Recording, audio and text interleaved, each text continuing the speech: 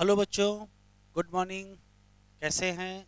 मैं हूं डॉक्टर विनय वर्मा। आप देख रहे हैं सर्वोत्तम biology Lucknow YouTube channel. Channel को सब्सक्राइब करिए, वीडियो को लास्ट तक तो बिल्कुल देखिए। लास्ट तक देखेंगे तभी आपका कॉन्सेप्ट क्लियर हो पाएगा। वीडियो देखिए, वीडियो पसंद आए तो अपने फ्रेंड्स को शेयर करिए, वीडियो को लाइक करिए। लास्ट लेक्चर पर हम लोग इवोल्यूशन चैप्टर पढ़ रहे थे और इवोल्यूशन चैप्टर में से हम लोगों ने 2 लेक्चर कंप्लीट कर लिए हैं। आज इवोल्यूशन का 3rd लेक्चर है और इवोल्यूशन में हम लोगों ने काफ़ी चीज़ें कंप्लीट कर ली है। होमोलागस आर्गन, एनालॉगस आर्गन भी कंप्लीट हो गया था। हम लोग एविडेंसेज ही पढ़ रहे थे। तो ओरिजिन ऑफ लाइफ कंप्लीट है। इवोल्यूशन ऑफ लाइफ फार्म की जो थ्योरीज है वो हम लोग पढ़ रहे हैं। एविडेंसेज कौन कौन से थे वो भी लगभग लगभग कंप्लीट हो गया है। और एविडेंसेज में एक एविडेंस के बारे में एनसीईआरटी में दिया है कि एक इंटरेस्टिंग ऑब्जर्वेशन जो सपोर्ट करता है इवोल्यूशन को, किसके द्वारा? नेचुरल सिलेक्शन के द्वारा। ये कहाँ से देखने को मिला? इंग्लैंड से। तो इंग्लैंड में नेचुरल सिलेक्शन के द्वारा इवोल्यूशन देखने को मिला। कैसे हुआ था, क्या ऑब्जर्वेशन है, उसको समझ लेते हैं। ठीक है, तो कुछ बातें समझ लेते हैं, उसके बाद एनसीईआरटी से देख लेते हैं।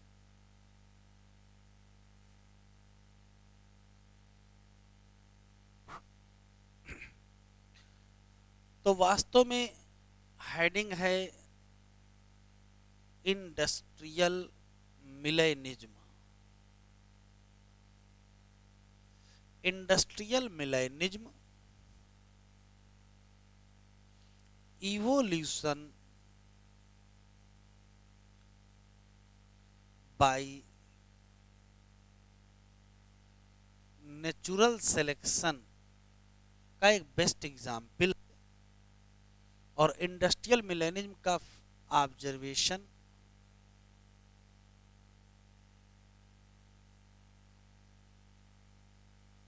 इंग्लैंड में हुआ। अब इंग्लैंड में क्या घटना घटी थी तो भी आगे समझेंगे। ठीक है, इंग्लैंड में, और वो भी मॉथ या पीपर्ड मॉथ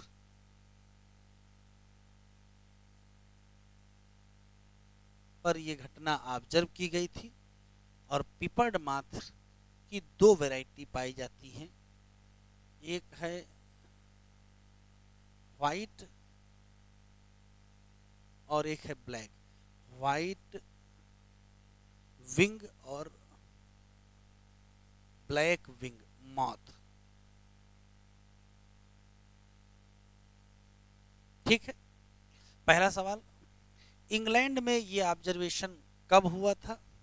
तो कहोगे इंडस्ट्रियलाइजेशन।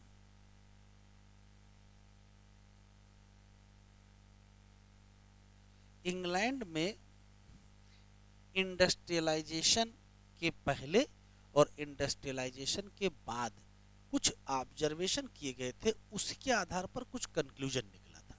तो अभी तो रटना है कि इंडस्ट्रियल मिलेनिज्म क्या है। तो कहोगे ये नेचुरल सिलेक्शन के द्वारा इवोल्यूशन का एक एग्जाम्पल है। क्या ऑब्जर्वेशन है? ऑब्जर्वेशन इंग्लैंड में हुआ था। किस पर हुआ था? मॉथ पर या पिपर्ड मॉथ पर, जिसकी 2 वैरायटी पाई जाती हैं। एक का नाम है व्हाइट विंग मॉथ और एक का नाम है ब्लैक विंग मॉथ।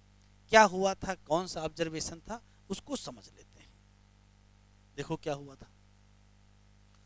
अगर इंग्लैंड की बात करें तो मान लेते हैं कि ये इंग्लैंड के पेड़ पौधे हैं, प्लांट्स। और इन प्लांट्स की स्थिति ये है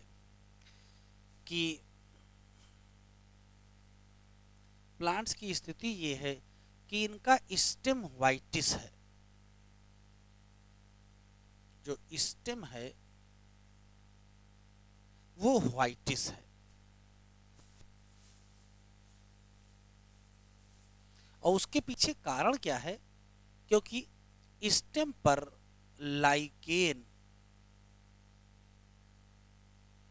ग्रो कर गया है। क्यों? लाइकेन को कहा जाता है पोल्यूशन इंडिकेटर। जहां कहीं पोल्यूशन नहीं होता है वहां लाइकेन ग्रो करता है। तो अभी पोल्यूशन नहीं है। लाइकेन क्या है? Pollution indicator.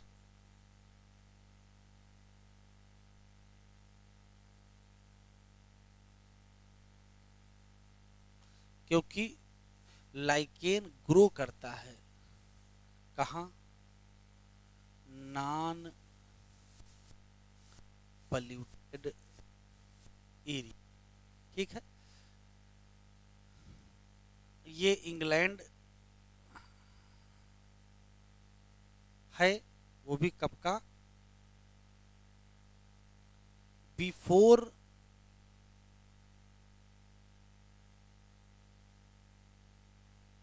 इंडस्ट्रियलाइजेशन। इंडस्ट्री लगने से पहले के इंग्लैंड की बात है। और ईयर की अगर बात करें तो ये 1850 है। ठीक है। 1850 के आसपास की बात है। इंग्लैंड में इंडस्ट्री नहीं लगी है। तो अगर इंडस्ट्री नहीं लगी होंगी तो नो पोल्यूशन।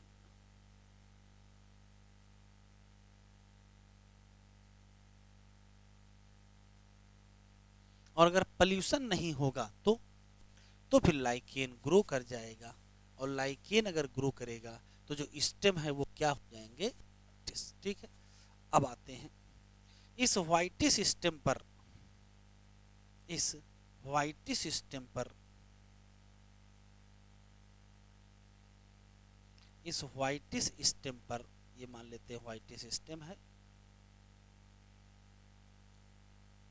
ठीक है। इस व्हाइटिस स्टेम पर अगर मॉथ बैठे और कुछ इस प्रकार की हो,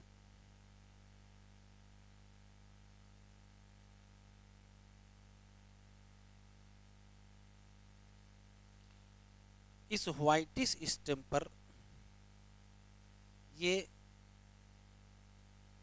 व्हाइट विंग मॉथ है। ये व्हाइट विंग मॉथ है।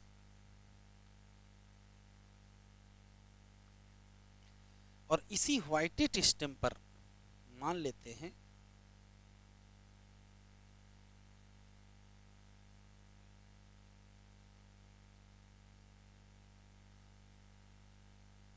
ये ब्लैक विंग मॉथ है।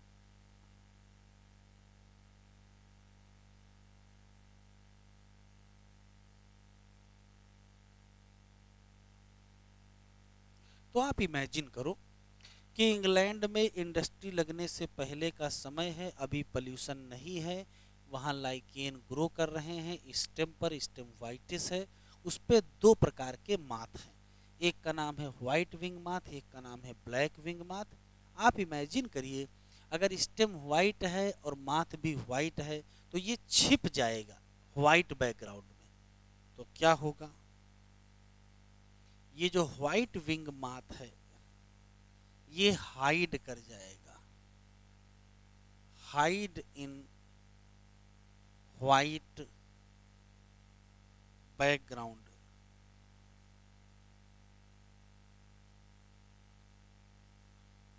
ये व्हाइट बैकग्राउंड में छिप जाएगा। जबकि ब्लैक विंग माथ का हाल देखो क्या होगा। अब चूंकि बैकग्राउंड है व्हाइट और उस पर बैठे हैं ब्लैक विंग माथ, तो व्हाइट पे ब्लैक तो बिल्कुल साफ दिखाई पड़ेंगे। तो ये क्या हो जाएंगे? ये होंगे ऑन कंट्रास्टिंग बैकग्राउंड।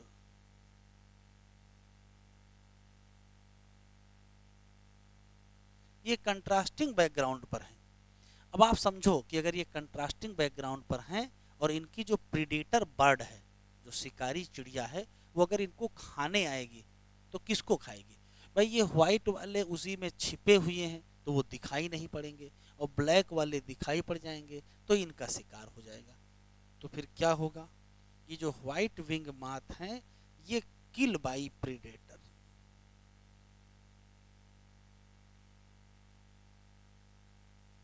और जब प्रीडेटर से किल किए जाएंगे तो इनकी संख्या हो जाएगी लेस देन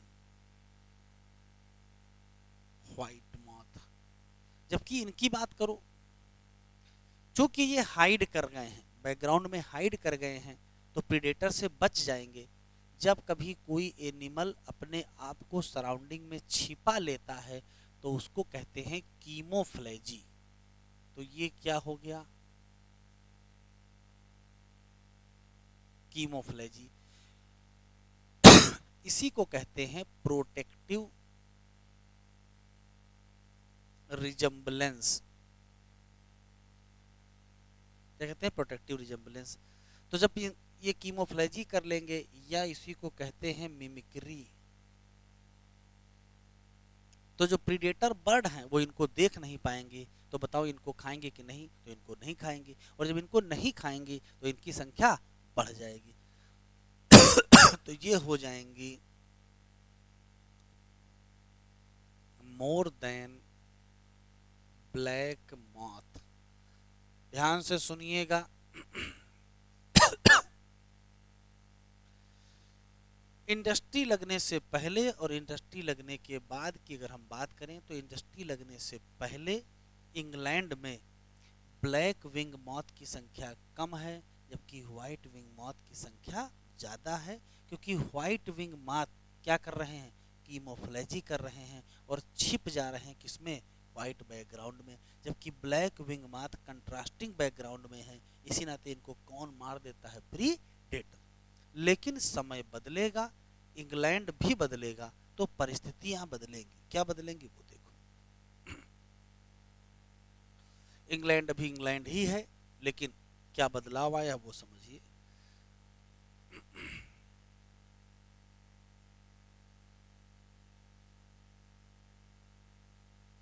परिस्थिति ये आई है कि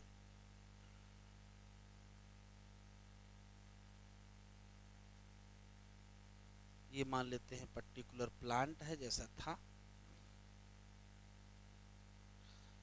लेकिन अभी स्थिति ये हो गई है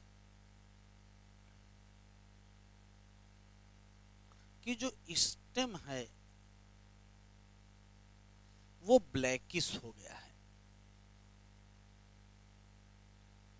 ये कब का समय है, ये इंग्लैंड है और 1920 का टाइम है, आफ्टर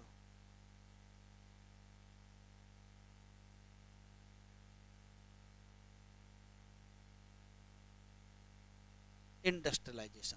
इंडस्ट्री लगने के बाद है, और अगर इंडस्ट्री लग गई होंगी तो पॉल्यूशन हो गया होगा,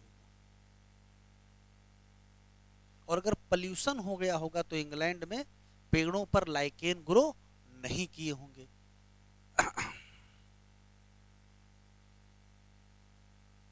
lichen not grow on stem. और जब लाइकेन ग्रो नहीं करेंगे तो क्या हो जाएगा, ये ब्लैकिश हो जाएगा। एक क्वेश्चन। दूसरी बात, अब इसी पेड़ पर बर्ड के हालात जरा देखिए।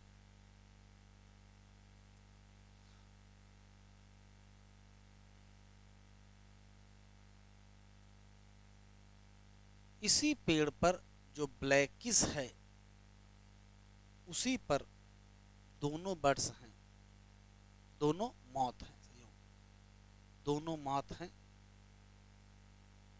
देखिए जरा क्या है, ये है व्हाइट विंग मॉथ और ये है black wing moth. White wing moth और ब्लैक विंग मॉथ दोनों हैं अभी भी। लेकिन अब बताओ बैकग्राउंड कैसा है, ब्लैकिश, तो कौन छिप जाएगा। अब ये जो मॉथ है, ये ब्लैक विंग मॉथ, ये हाइड कर जाएगी, हाइड इन ब्लैकिश या ब्लैकिश बैकग्राउंड। तो अब कौन छिप जाएगा, तो ये हाइड कर जाएंगे। जबकि इनकी स्थिति क्या होगी, ब्लैक बैकग्राउंड पर व्हाइट वाले तो साफ साफ नजर आ रहे होंगे, तो ये क्या हो जाएंगे, on contrasting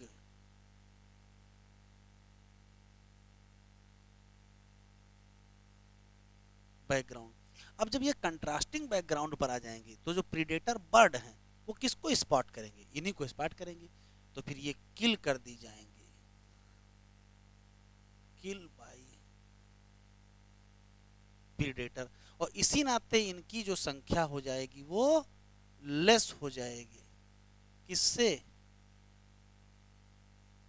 then black moth. जबकि इनका हाल क्या है, ये बैकग्राउंड में छिप गए हैं, तो अगर बैकग्राउंड में छिप गए हैं तो ये कीमोफ्लेजी करेंगे या मिमिक्री करेंगे, कीमोफ्लेजी या मिमिक्री करेंगे, तो छिप जाने के नाते इनको नहीं पकड़ेंगे, नॉट किल बाय प्रीडेटर। और इसी नाते इनकी संख्या क्या हो जाएगी, मोर देन वाइट। अब ध्यान से सुनिएगा, इंडस्ट्री लगने के पहले और इंडस्ट्री लगने के बाद में, पहले पहले वाली स्थिति देख ले क्या है। पहले की स्थिति ये है, पहले की स्थिति ये है कि पहले व्हाइट वाले ज्यादा थे, ब्लैक वाले कम थे। लेकिन बाद में हाल देखो, बाद में व्हाइट वाले कम हो गए और ब्लैक वाले ज्यादा हो गए। ध्यान से सुनिएगा, इंडस्ट्री लगने के बाद, इंडस्ट्री लगने के बाद इंग्लैंड में ब्लैक विंग मॉथ डोमिनेट कर जाती हैं, किसके ऊपर, व्हाइट विंग मॉथ के ऊपर। इसी को कहते हैं इंडस्ट्रियल मिलेनिज्म। ठीक है, इंडस्ट्री लगने के पहले व्हाइट वाले ज्यादा थे, ब्लैक वाले कम थे, क्योंकि व्हाइट वाले व्हाइट बैकग्राउंड में छिप जाते थे। और इंडस्ट्री लगने के बाद, इंडस्ट्री लगने के बाद जो ब्लैक वाले थे वो छिप जाते थे। तो इंडस्ट्री लगने के पहले व्हाइट वालों छिप गए तो उनकी संख्या ज़्यादा हो गई, इंडस्ट्री लगने के बाद ब्लैक वाले छिप गए तो उनकी संख्या ज़्यादा हो गई। तो फिर नेचुरल सिलेक्शन कहाँ से हो गया, तो नेचुरल सिलेक्शन ये इस प्रकार से है कि जो व्हाइट विंग हैं या जो ब्लैक विंग हैं वो कहाँ से आए, तो वो तो नेचर ने उनको दिया है। नेचर ने व्हाइट दिया, नेचर ने ही ब्लैक दिया। तो सुनेंगे, नेचर ने ब्लैक विंग माथ को ब्लैक कलर के विंग दिए और उसको सेलेक्ट कर दिया उस कंडीशन में सरवाइव करने के लिए जब इंडस्ट्री ज़्यादा लगेगी। मतलब इंडस्ट्री लगने के बाद की कंडीशन में नेचर ने किसको सेलेक्ट कर लिया, ब्लैक वाले को। ये एक प्रकार का नेचुरल सिलेक्शन है। ठीक है, चलो एनसीईआरटी में पढ़ लेते हैं।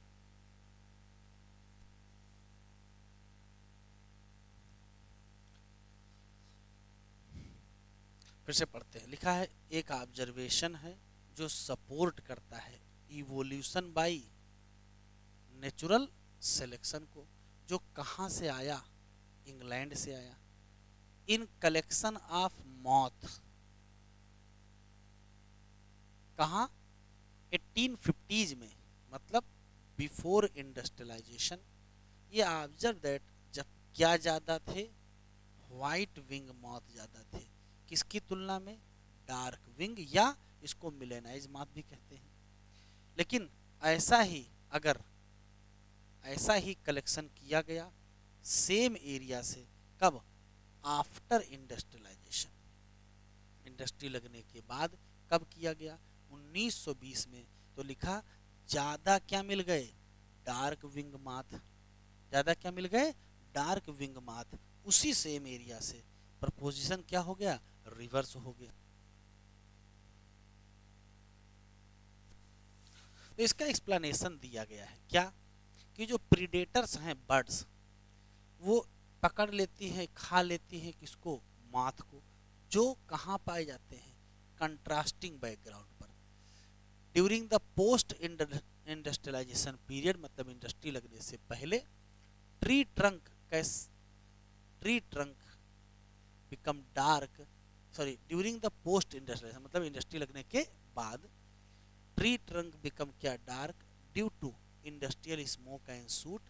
Under this condition white wing moth did not, नहीं सरवाइव कर पाए, किससे, प्रीडेटर से। जबकि जो डार्क विंग माथ है या जो मिलेनाइज माथ है वो सरवाइव कर गए। लेकिन इंडस्ट्री लगने से पहले कहानी बदली थी। थिक ग्रोथ हो गया था क्या, व्हाइट कलर्ड लाइकेन, जिसने कवर कर लिया था किसको, ट्री को। तो बैकग्राउंड कैसा हो गया व्हाइट। और व्हाइट विंग मॉथ फिर क्या कर जाएंगे, सरवाइव। जबकि डार्क विंग मॉथ को कौन पकड़ लेगा, प्रेडेटर। कह रहा है do you know that lichen can use as industrial pollution indicator. तो कहोगे हाँ यस, लाइकेन कभी नहीं ग्रो करेंगे कहाँ, जहां पोल्यूशन होगा। इस नाते moth that were able to camouflage themself, अपने आप को छिपा लेते थे किसमें, बैकग्राउंड में, और सरवाइव कर जाते थे। This understanding is supported by the fact that in an area जहां इंडस्ट्रियलाइजेशन नहीं हुआ होगा, जैसे रूरल एरिया, काउंट वही होगा, मिलेनिक माथ का क्या होगा, लो, और व्हाइट वालों का ज्यादा होगा।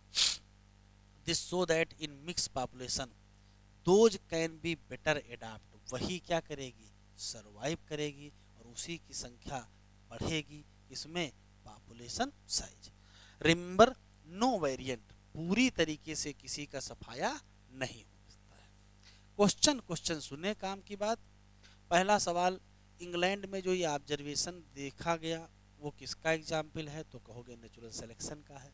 इंडस्ट्री लगने के पहले और इंडस्ट्री लगने के बाद में अंतर क्या आया, तो पहले व्हाइट वाले ज़्यादा थे, ब्लैक वाले कम थे, बाद में ब्लैक वाले ज़्यादा हो गए, व्हाइट वाले कम हो गए।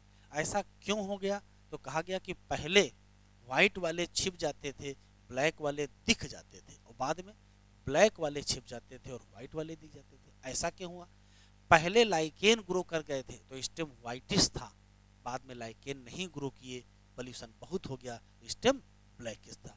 पहले व्हाइट वाले कीमोफ्लेजी शो कर रहे थे और बाद में ब्लैक वाले कीमोफ्लेजी शो कर रहे थे। ठीक है, तो ये हेडिंग कंप्लीट। आगे बढ़ते हैं। ये भी पैराग्राफ इंपॉर्टेंट है। इसमें ये बताया गया है कि इंसेक्टिसाइड रेजिस्टेंट वैरायटी इंसेक्ट की, या पेस्टिसाइड पेस्ट, या कहोगे एंटीबायोटिक रेजिस्टेंट बैक्टीरिया, वो कैसे बनते हैं, उसमें कौन सा कॉन्सेप्ट है वो भी देख लेते हैं।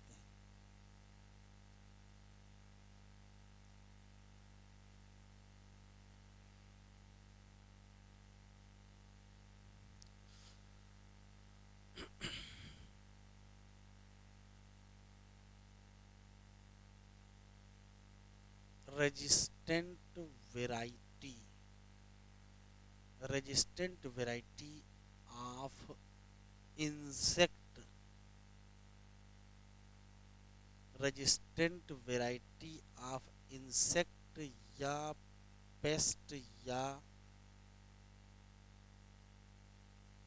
बैक्टीरिया। इंसेक्ट की जो रेजिस्टेंट वैरायटी होगी उसको कहेंगे इंसेक्टिसाइड रेजिस्टेंट।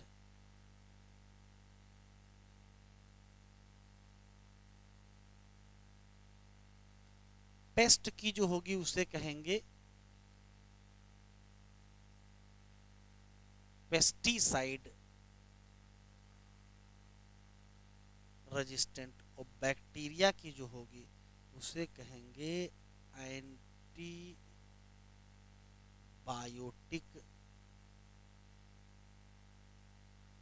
रेजिस्टेंट। फिर से सुनते हैं, ध्यान से सुनेगा। Insecticide resistant insect, antibiotic resistant bacteria, और पेस्टिसाइड रेजिस्टेंट पेस्ट का जो इवोल्यूशन होता है, या यूं कह सकते हो रेजिस्टेंट वैरायटी का जो इवोल्यूशन होता है, ये जो रेजिस्टेंट वैरायटी का इवोल्यूशन होता है इसको कहा जाता है by anthropogenic action.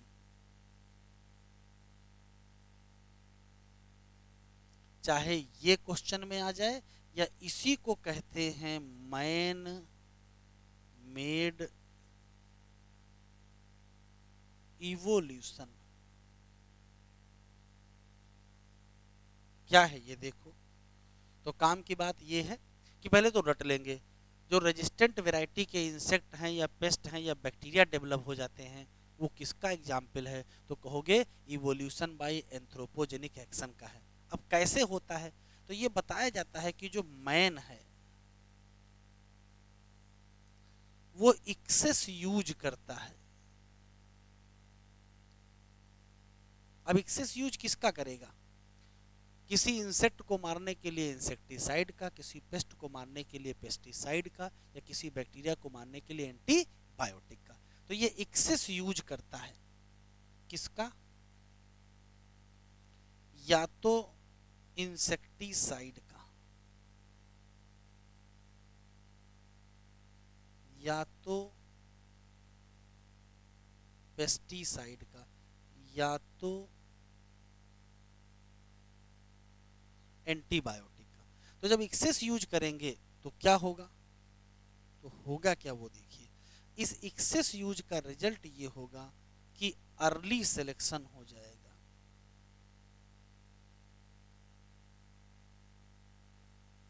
Of resistant variety, और रेजिस्टेंट वेराइटी बहुत जल्दी बन जाएंगी। तो हम लोगों के द्वारा जो बहुत ज़्यादा एंटीबायोटिक का यूज या इंसेक्टिसाइड का यूज या जो पेस्टिसाइड का यूज हो रहा है, उसके द्वारा बहुत जल्दी सेलेक्ट हो जाती हैं क्या? रेजिस्टेंट वैरायटी, और बहुत ही जल्दी बन जाती हैं रेजिस्टेंट वैरायटी। इसको हम लोग कहते हैं इवोल्यूशन बाय एंथ्रोपोजेनिक एक्शन। ठीक है, बस याद रखिएगा, ज़्यादा कंफ्यूजन न पैदा करिएगा।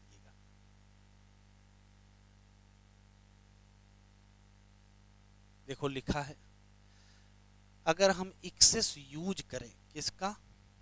हर्बिसाइड का, पेस्टिसाइड का, तो लिखा है only result in selection of क्या?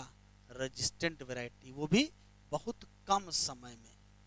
This is also true for microbe against we use क्या? एंटीबायोटिक या ड्रग अगेंस्ट यूकैरियोटिक ऑर्गेनिज्म या सेल। रेजिस्टेंट ऑर्गेनिज्म हो या सेल अपीयर हो जाती हैं in a time scale of month या ईयर, बहुत जल्दी बन जाती हैं। ये एग्जाम्पल है किसका?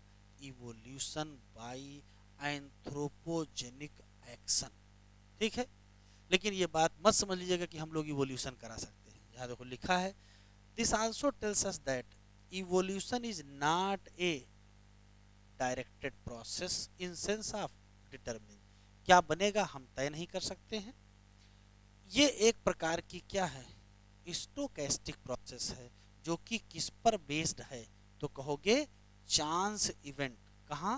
नेचर में, या चांस म्यूटेशन इन ऑर्गेनिज्म। ठीक है, चलिए अगली हेडिंग बेटा पढ़ लेते हैं हम लोग। ये भी इंपॉर्टेंट हेडिंग है, एडाप्टिव रेडिएशन।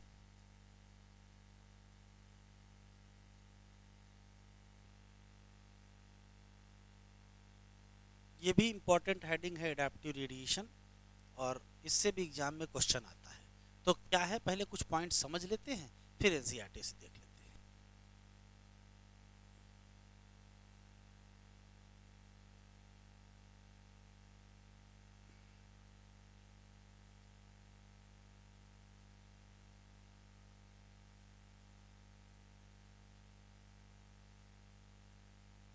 एडाप्टिव रेडिएशन, ये इसका बेसिक कॉन्सेप्ट पहले समझ लीजिए कि चीज आखिर क्या है। तो अगर सीधे सीधे याद रखो तो इसको ऐसे कहिएगा,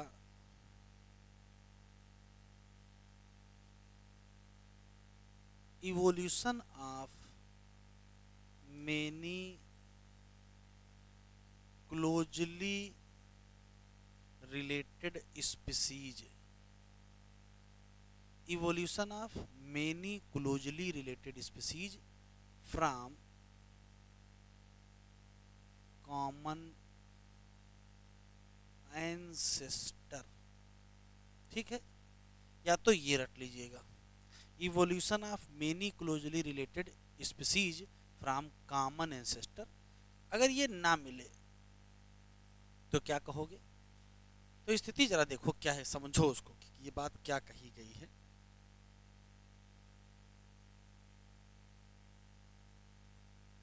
क्या है देखिए, होता क्या है कि मान लेते हैं कि ये कोई जियोग्राफिकल एरिया है,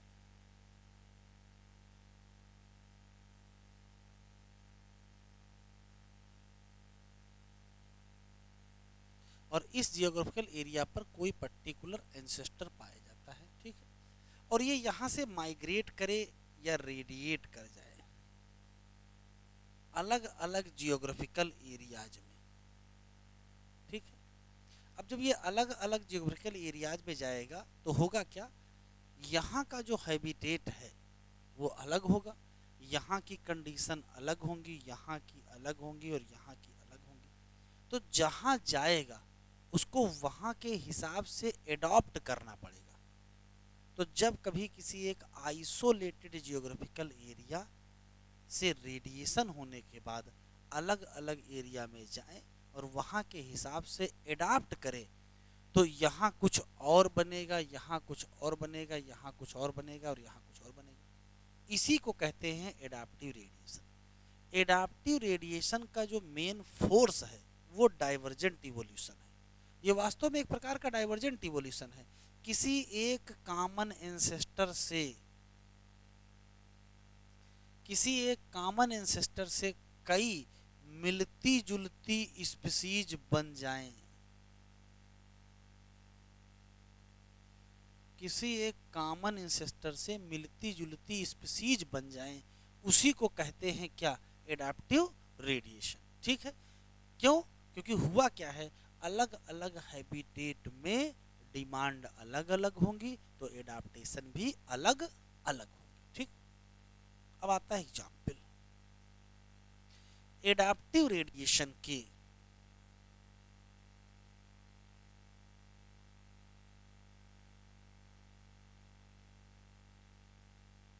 एडाप्टिव रेडिएशन के दो बढ़िया एग्जाम्पल हैं। एक है डार्विन फिंचेज और इसी का एक बढ़िया एग्जाम्पल है ऑस्ट्रेलियन मार्सुपियल। ठीक है, तो Darwin finches and Australian marsupial diversity ये बढ़िया एग्जाम्पल है किसके, एडाप्टिव रेडिएशन के। दोनों के बारे में कुछ बातें सुन लेते हैं। Darwin finches,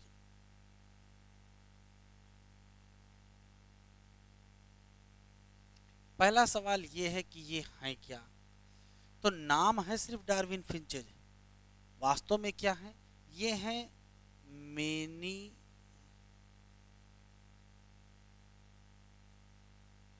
variety of birds.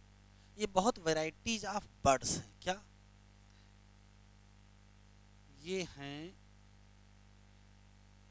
Small black bird. ये छोटी छोटी ब्लैक बर्ड्स हैं। इनकी खास बात ये है कि ये अलग हैं अपनी चोंच में, इनमें चोंच अलग अलग है। बीक अलग होने का मतलब ये होता है कि ये डिफर हैं फीडिंग में पैटर्न, फीडिंग पैटर्न में डिफरेंस है, बाकी सब एक जैसी हैं, चोंच में अंतर है। क्यों, क्योंकि इसमें से कुछ बर्ड हैं फ्रूजीवोरस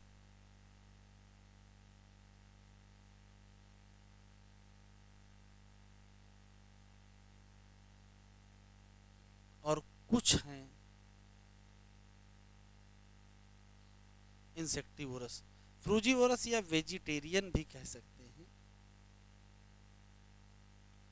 तो हुआ क्या था कि डार्विन ने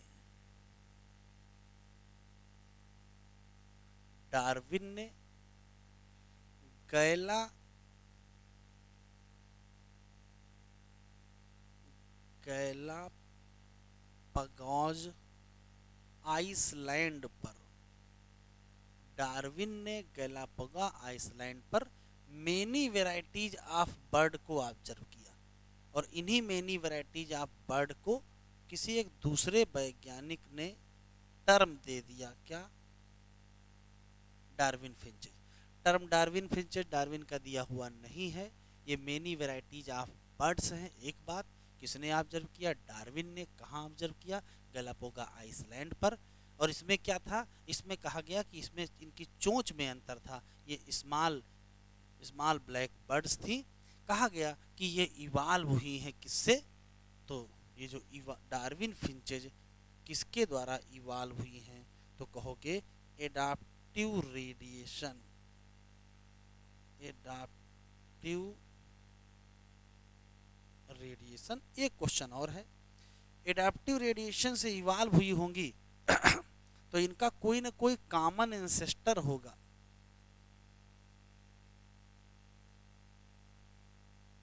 तो वो कॉमन एंसेस्टर एनसीईआरटी में लिखा है ओरिजिनल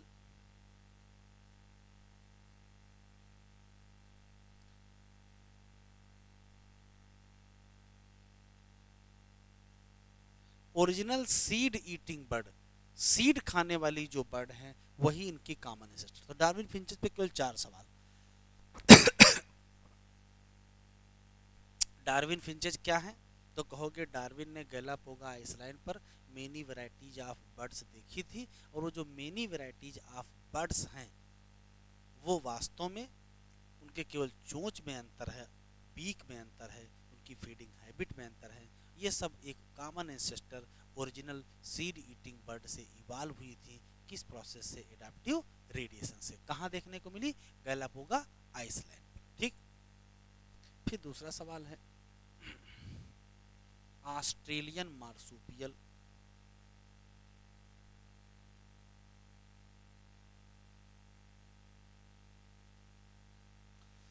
ये कहा जा रहा है कि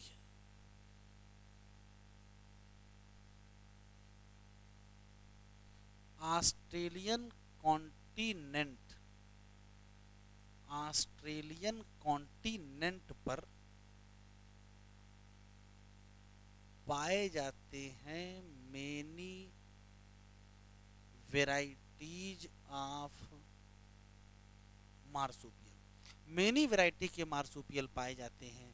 कहा गया है कि ये सब के सब इवाल्व बाई, तो आंसर क्या देंगे,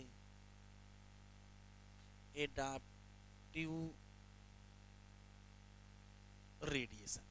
ये किससे इवाल्व हुए हैं, तो आंसर देंगे एडाप्टिव रेडिएशन से इवाल्व हुए हैं। कहां से, फ्रॉम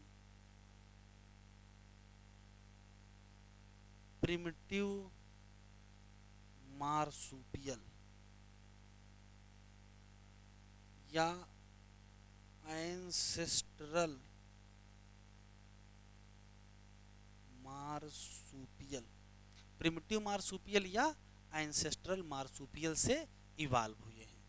ठीक है, किस प्रोसेस के द्वारा, एडाप्टिव रेडिएशन से। चलो एनसीईआरटी में देखते हैं इसको।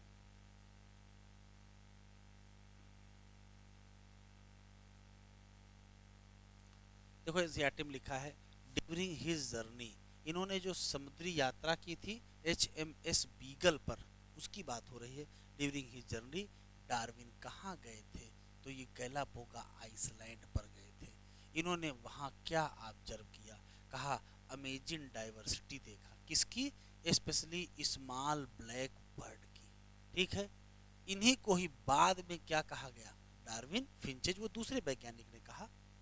इन्होंने रियलाइज किया क्या, देयर वर मेनी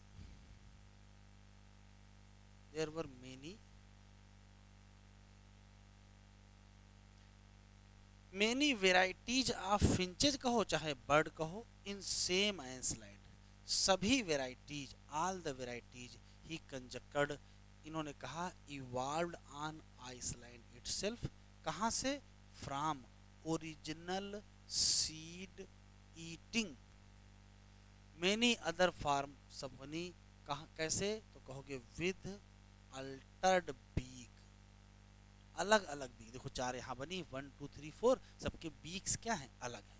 तो many varieties of beak evolve हो गई, कहाँ से, तो आंसर देंगे सीड ईटिंग। देखो लिखा है इनेबलिंग देम टू बिकम, कुछ कैसी हो गई इंसेक्टिवोरस और कुछ कैसी हो गई vegetarian.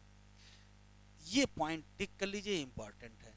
The process of evolution of different species, in an given geographical area, given geographical area starting from A point, किसी एक पॉइंट से स्टार्ट हो और लिटरली रेडिएट हो जाए अदर एरियाज ऑफ जियोग्राफी या हैबिटेट, इसी को कहते क्या है, adaptive radiation. Darwin finches represent करते हैं one of the best example of this phenomena.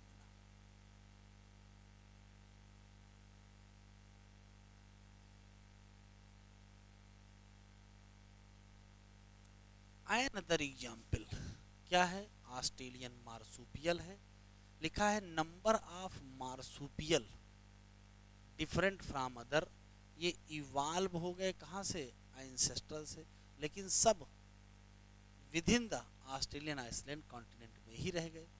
एक स्पेशल बात, तो ये भी एग्जाम्पल किसका है, ये एग्जाम्पल भी किसका है, देखो ये है प्रिमिटिव मार्सुपियल, ये पुराना मार्सुपियल है और इससे इतने प्रकार के मार्सुपियल इवाल्व हुए हैं, ये इतने प्रकार के मार्सुपियल इवाल्व हुए हैं। जैसे प्रिमिटिव मार्सुपियल से टाइगर कैट इवाल्व हुआ है, ठीक, Tasmanian tiger, Tasmanian wolf evolve हुआ है, टाइगर कैट है, बैंडेड एंटीडर है, मार्सुपियल रैट है, कंगारू इवाल्व हुआ है, वम्बैट है, बैंडिकूट है, ठीक है, कोयला मार्सुपियल मोल, ये सब इवाल्व हुए हैं। तो इतने प्रकार के जो मार्सुपियल इवाल्व हुए हैं वो सब किस प्रोसेस से इवाल्व हुए, तो कहेंगे ये एडाप्टिव रेडिएशन से इवाल्व हुए हैं, ठीक है।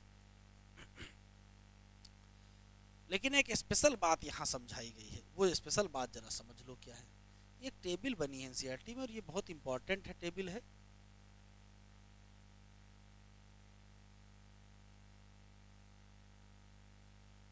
खास बात देखो क्या है, इस टेबल की खास बात ये है कि यहाँ देखो लिखा है प्लेसेंटल मैमल और यहाँ लिखा है ऑस्ट्रेलियन मार्सुपियल। हुआ क्या है कि जो प्रिमिटिव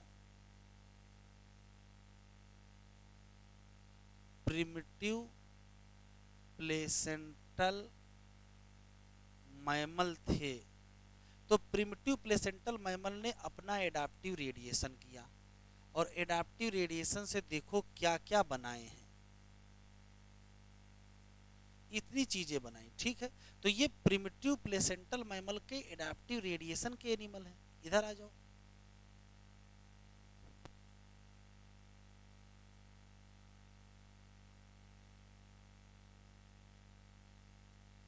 इधर की स्थिति ये है कि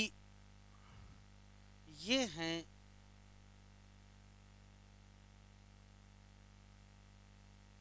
प्रिमिटिव मार्सुपियल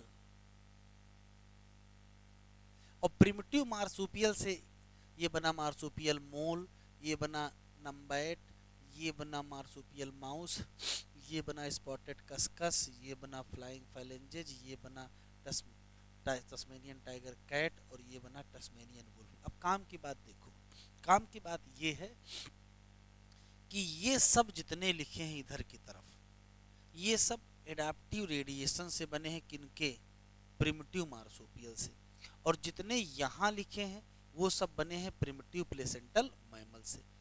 इसका मतलब ये भी एक एडाप्टिव रेडिएशन है और ये भी एक एडाप्टिव रेडिएशन है। काम की बात ये है कि जब दो adaptive radiation isolated geographical area में चलते हैं और उनका आपस में जब हम कंपेयर करते हैं तो वो वास्तव में कन्वर्जेंट इवोल्यूशन होता है। देखो प्रिमिटिव प्लेसेंटल मैमल ने कहा, प्रिमिटिव प्लेसेंटल मैमल ने कहा कि हम बनाएंगे वुल्फ,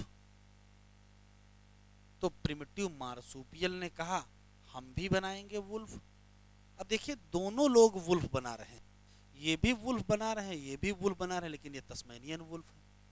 तो जब दो अलग अलग लोग एक जैसी चीज बनाएं तो क्या होगा, दो अलग अलग एंसेस्टर एक जैसा बनाएं तो उसको हम कहते हैं कन्वर्जेंट इवोल्यूशन।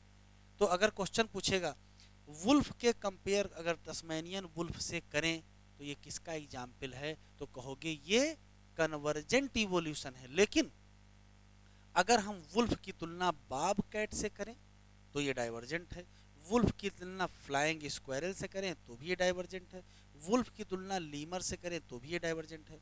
लेकिन अगर लीमर की तुलना स्पॉटेड कस्कस से कर दें तो, अगर इसकी तुलना इससे कर देंगे तो ये कन्वर्जेंट हो जाएगा। और देखो अगर हम लोग तस्मेनियन वुल्फ की तुलना टाइगर कैट से कर दें तो ये एक दूसरे के डाइवर्जेंट है। इसकी तुलना इससे करें ये भी डाइवर्जेंट है, इसकी इससे करें ये भी डाइवर्जेंट है, इसकी इससे करें ये भी डाइवर्जेंट है। तो एनसीईआरटी में काम की बात लिखी हुई है कि जब दो adaptive radiation isolated geographical area में चलें तो वो आपस में क्या होते हैं, कन्वर्जेंट इवोल्यूशन। जबकि एक एडाप्टिव रेडिएशन, जो ये एडाप्टिव रेडिएशन है, ये एडाप्टिव रेडिएशन है, ये है क्या, ये तो डाइवर्जेंट इवोल्यूशन है और ये भी क्या है, डाइवर्जेंट इवोल्यूशन है। लेकिन आपस में तुलना करेंगे तो ये हो जाएगा कन्वर्जेंट इवोल्यूशन। ठीक है, देखो क्या लिखा है एनसीईआरटी में।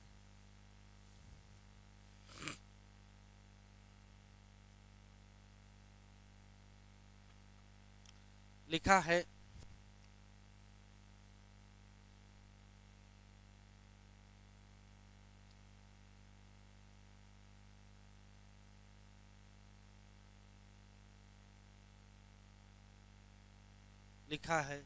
when more than one adaptive radiation appear to have occurred in an isolated geographical area, जिसको हम कहेंगे रिप्रेजेंटिंग